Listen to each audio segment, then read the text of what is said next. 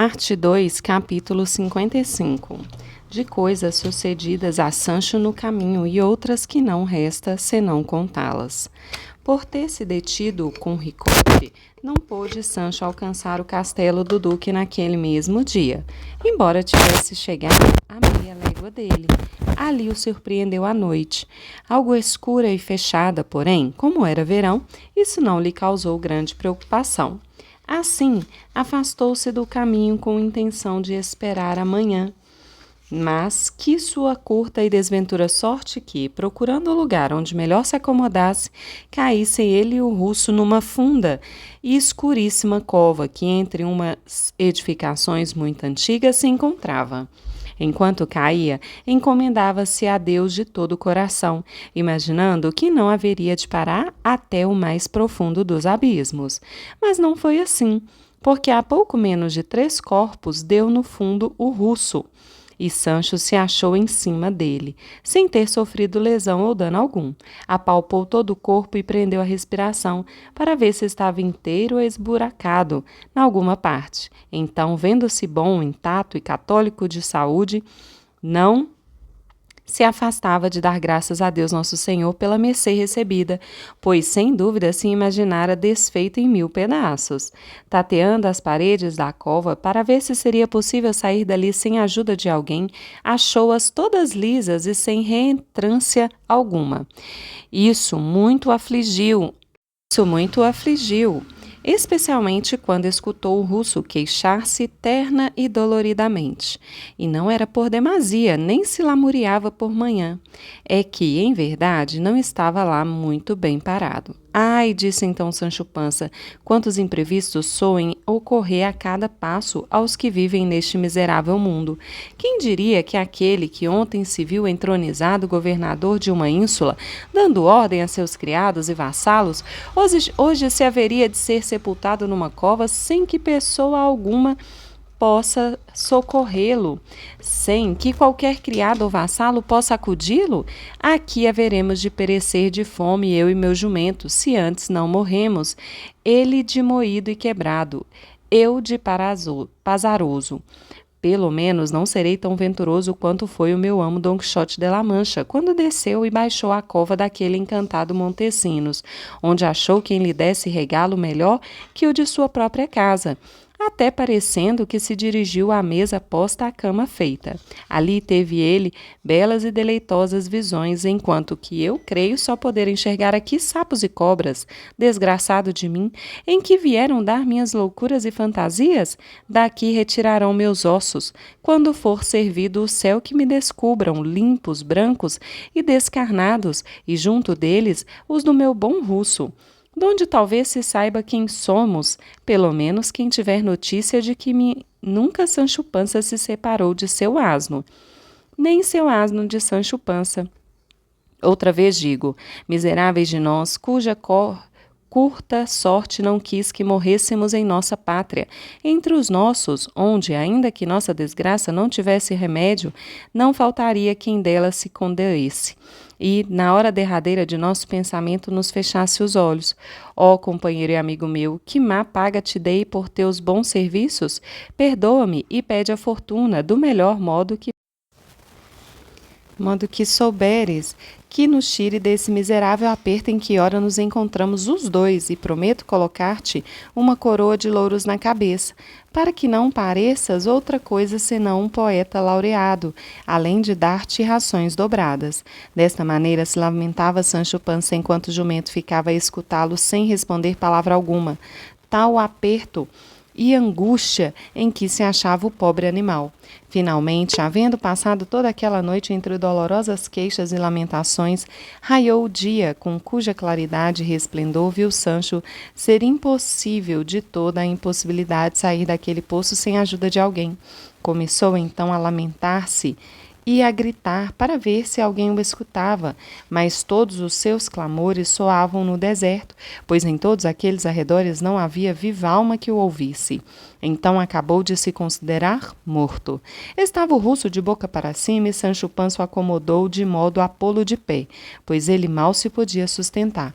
Tirando dos alforjes, que também havia tido a mesma sorte da queda, um pedaço de pão, deu ao jumento, ao qual não soube mal, dizendo-lhe, como se ele o pudesse entender: toda aflição se esquece com pão. Nisto, descobriu um dos lados da cova um buraco por onde poderia passar uma pessoa encolhida. Agachando-se, meteu-se por ele, vendo que lá dentro era espaçoso e largo. Pôde ver isso, porque, pelo que se podia chamar de teto, entrava um raio de sol que tudo clareava. Viu também que, por outra concavidade espaçosa, a cova se dilatava e alargava.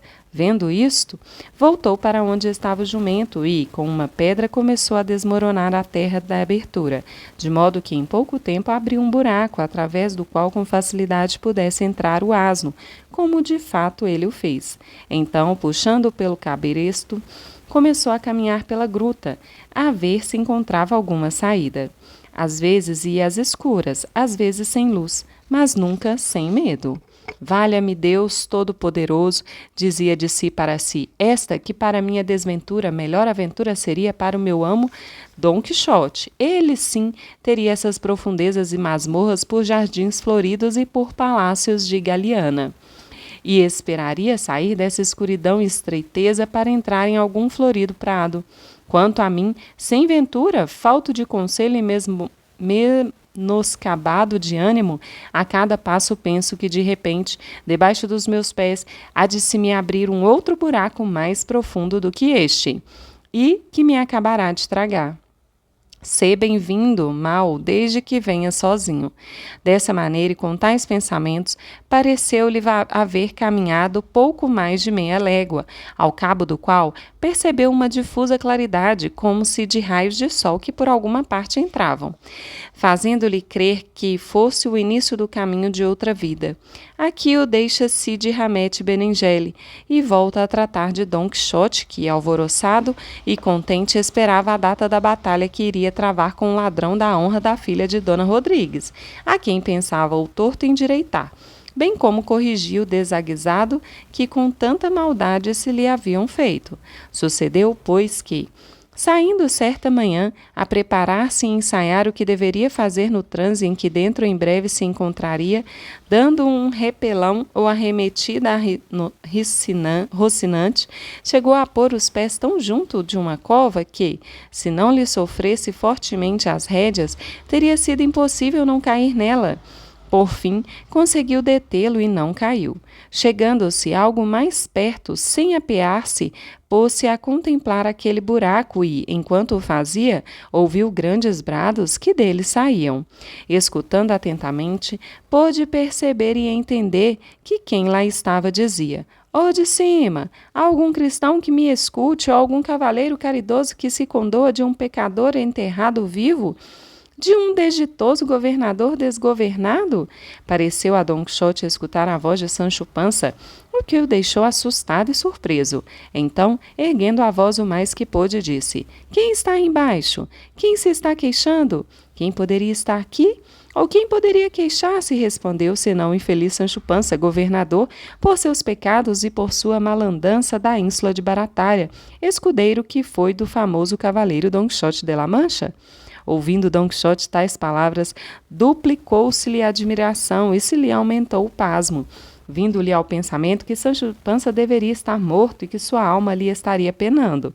Levado por essa imaginação, disse: "Conjuro-me por tudo aquilo quanto posso conjurar-te como católico cristão, a que me digas quem és.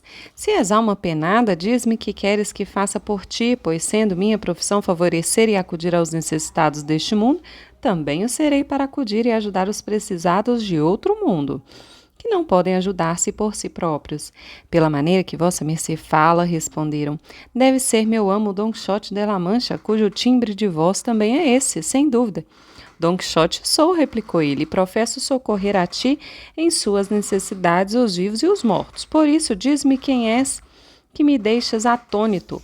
Pois, se és o meu escudeiro Sancho Pança, e tiveres morrido, desde que não te hajam levado os diabos, e pela misericórdia de Deus estejas no purgatório, sufrágios bastantes possui nossa Santa Madre Igreja Católica Romana para tirar-te das penas em que estás, e eu, de minha parte, junto com ela, o solicitarei, conquanto mo permitir minha fazenda. Por isso, acaba de declarar-te e dize-me quem és.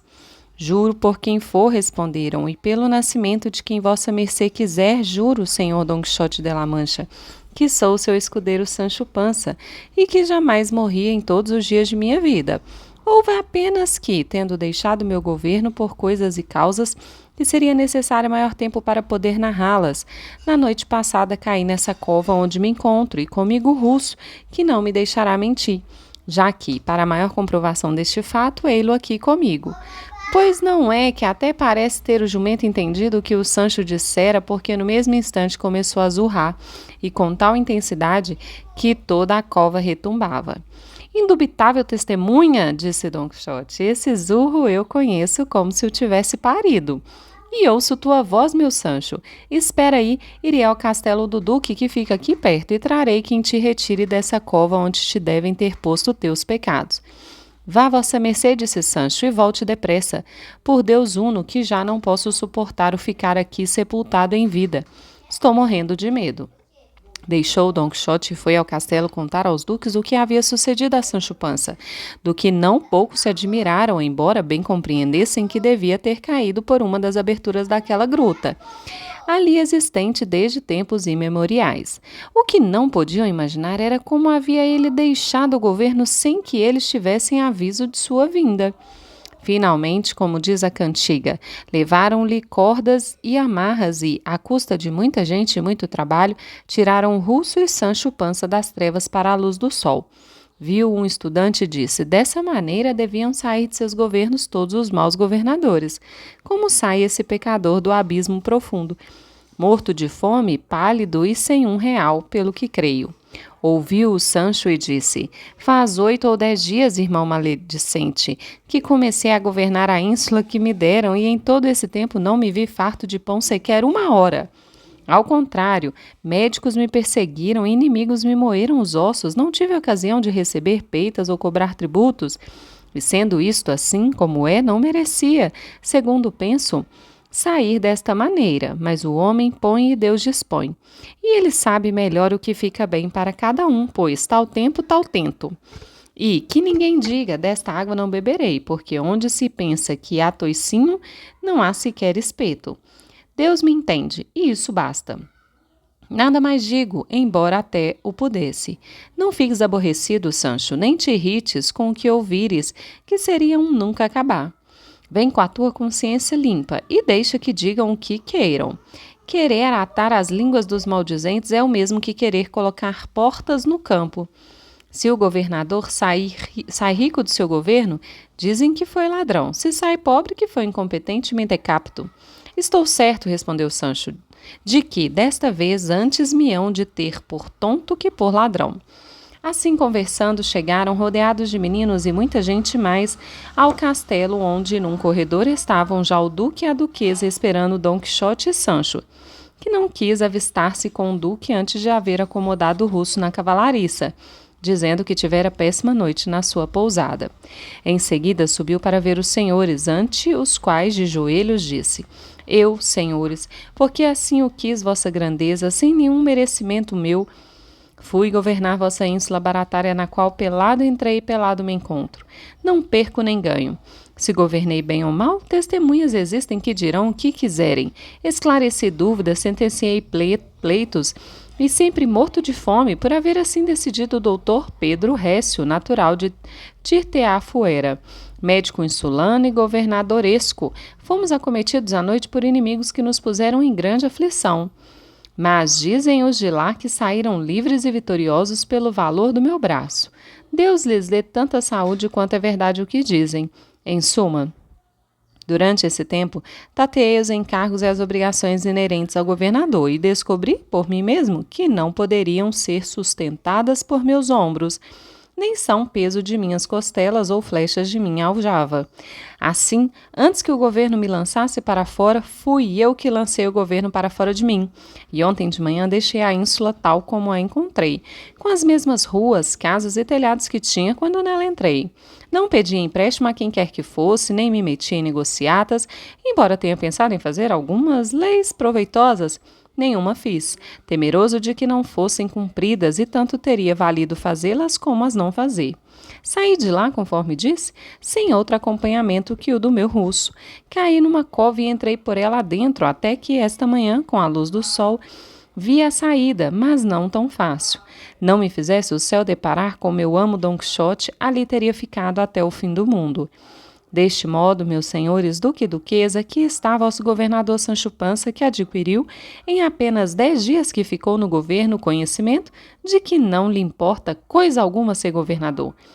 Fosse de uma ínsula, fosse de todo o mundo, e com esse pressuposto, beijando a vossas mercês os pés e imitando a brincadeira dos meninos que dizem: pula para perto e passa para cá.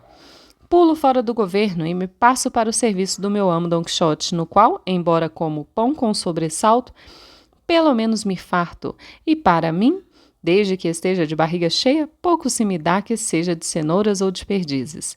Com isso encerrou Sancho seu discurso, sempre temendo Don Quixote que ele fosse dizer milhares de disparates.